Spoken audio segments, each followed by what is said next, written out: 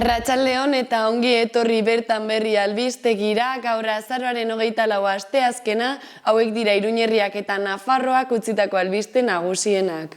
Baldizarbek edukiontzia intzindariak estrenatu ditu Nafarroan etxeko olioaren birziklapena erraisteko eta sustatzeko. De Origen Navarrak Foru Komunitatean ekoitzitako 6 filmak sustatzen ditu Goya sarietarako hautatuak. Nafarroko gobernuak 2009-52 ohar soil eman ditu parlamentuan Elizak inmatrikulatutako ondasunei buruz. Iruñeko udalak emakume eta neskei eragiten dieten bortizkerien aurkako adierazpen instituzionala onetsi du. Zahar egoitzetako eredu berri falsu bati buruzko patronalaren jardunaldi batzuen aurrean mobilizatu da LAB sindikatua eta langile batzuek beren egoera prekarioa salatu dute barnean. Nafarroko lanbide heziketaren eskaintzan euskararen eskaintza eskasa salatu dute LABek, Steilasek eta ELAK. 318 COVID positibo berri erregistratu dira Nafarroan azken ordutan, hauetariko 88 Iruñerrian atzeman dira.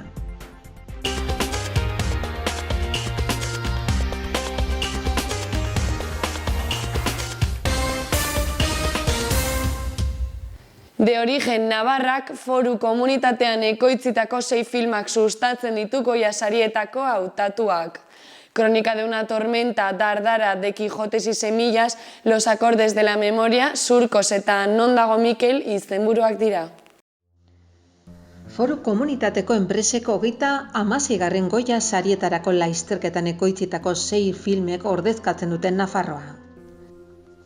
Eta hoiek batera sustatzeko De Origen Navarra kanpaina jarri dabian. Nafarroko gobernuak Navarra Film Industrik, Nafarroko ikus-entzunezkoen klusterrak Labna, Nafarroko ikus-entzunezkoen ekoizle eta profesionalen elkartea Napar eta Navarma Film Komisionek bultzatuta. Crónica de una tormenta, Dardara, de Quijotes y Semillas, Los acordes de la memoria, Surkos eta Non dago Mikel dira izenburuak. Atravesar una meseta desolada de pueblos en una bicicleta con verduras y semillas. Si tú quieres entender tu existencia, tienes que ir a tus recuerdos. Seguimos, quedan unos 10 minutos, ¿vale? ¿Estás tranquilo?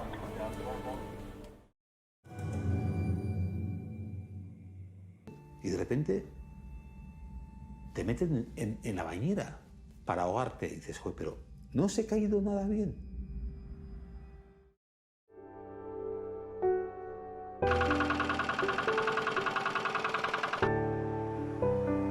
Qué jodido es llegar a viejo. Os quedáis viendo la televisión y os enteréis de lo que está pasando, ¿vale?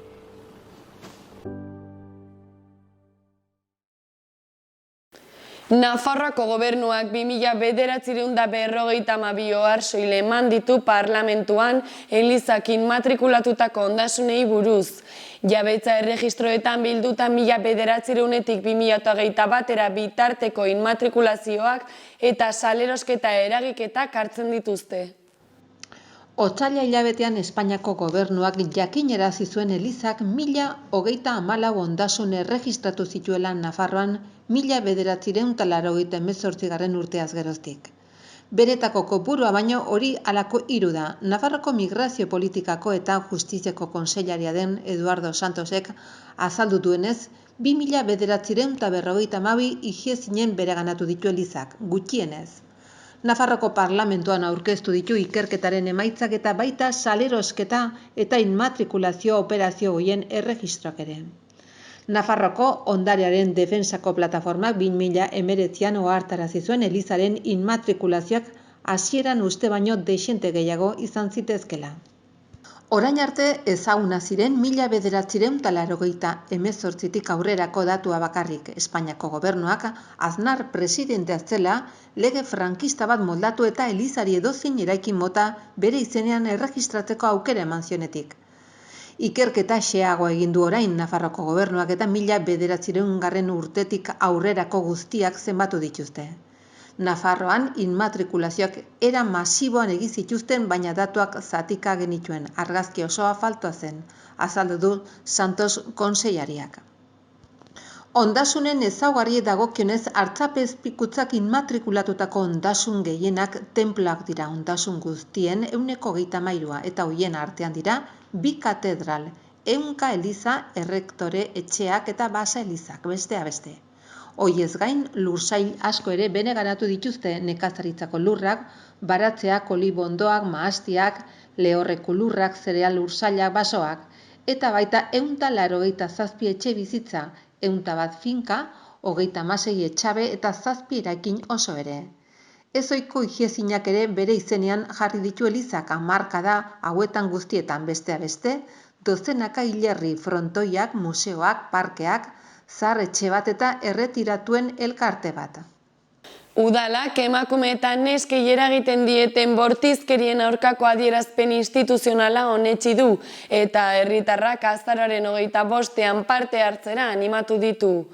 Oraingo honetan udalak berariazko jarduera programan 14 eta 30 urte bitartekoen adintartean jarri nahi du arreta. Iruñeko udalak herritarren aferen batzordearen bidez adierazi du udalaren arbuioa emakumeen aurkako indarkeria mota ororekiko edozein arlo eta testuingurutan.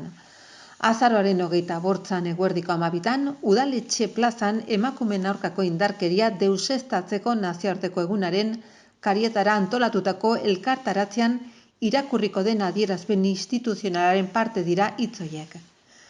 Adierazpenak udalaren konpromiso biltzen du tokiko entitatek agenda politikoan emakume eta neskek indarkeriari gabeko bizitza bizitzeko duten eskubidea bermatzen duten neurriak txertatzeko, emakumeen kolektiboekin eta kolektibo feministekin eta herritarrekin elkarlanean, eta herritarrak animatzen ditu emakumeen aurkako indarkeria deuseztatzeko euren konpromisoa erakusten jarraitzera.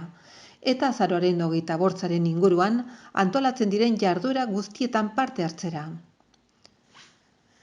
Ospakizun horren harira, arratsaldetik aintzinera eta azaroaren 30 bitarte, udalak debaldezko ekitaldi batzuk antolatu ditu herritarrendako, Gaztediaren etxean eta Kaldereria kaleko udalaretoan.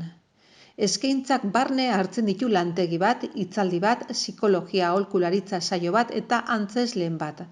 Nafarroko Unibertsitate Publikoko Antzerki taldearen eskutik.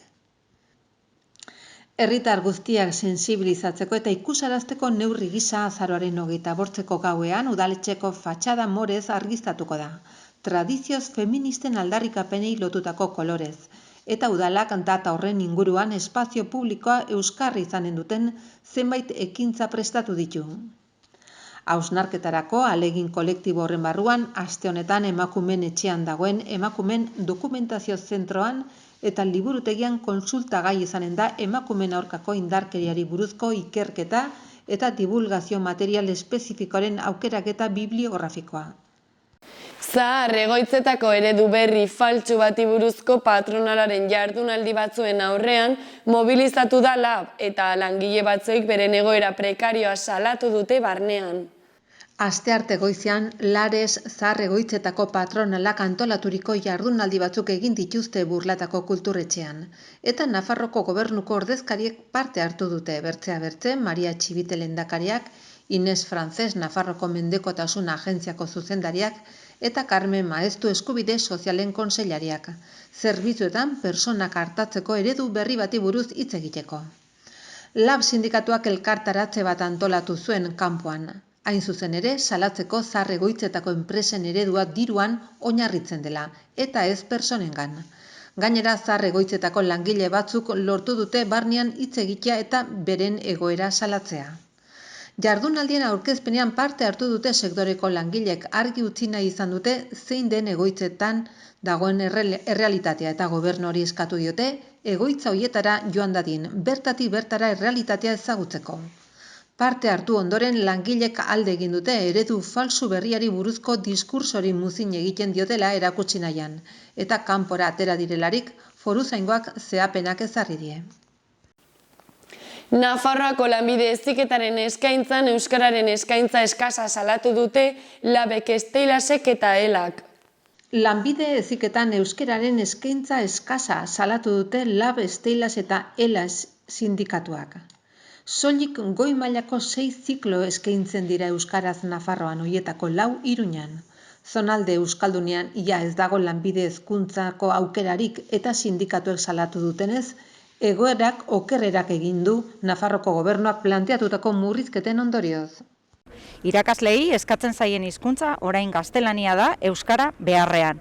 Fabrikazio mekanikoko antolamendu eta proiektuko dagozkion 2 plazetan, bai instalazio elektroteknikoei dagozkion plazetan, bai makinen mekanizazio eta mantentze lanen zikloko plazetan, eta baita soldadurari dagozkion plazak ere.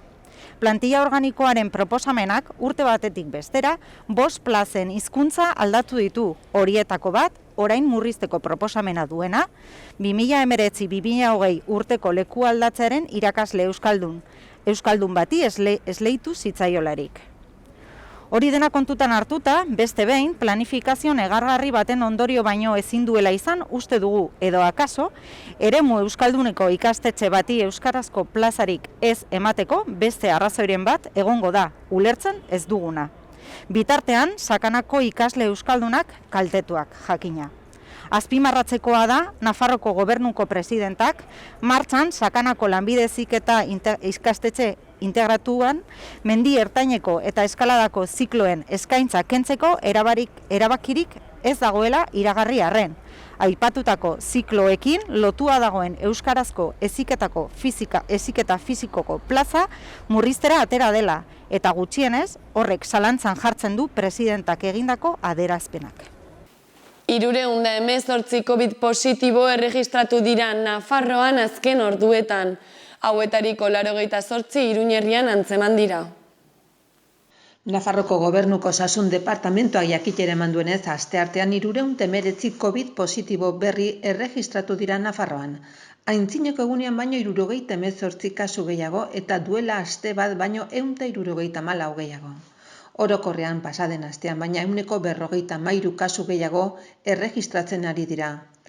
Covidak eragina gehien duen erkidegoa da Nafarroa, 14 egunetako eragina 389 kasurekin 1.000 biztanlekoa izanik.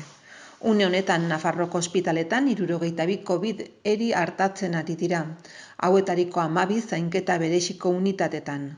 Ospitaleko ohen 3,3 okupatzen dute Covideriak eta zainketa bereziko unitaten 10,17 ere okupatzen dute gaitza jotako personak. 11 urtetik beherakoak dira positibo ematen ari diren gehienak, ondoren 40-49 urte bitartekoak, ondoren 20-29 adintartekoak eta jarraian 20 eta 29 adintartekoak. Eta hauek izan dira gaurko albiste nagusienak, eskerrik asko zuen arretagatik, bihar arte.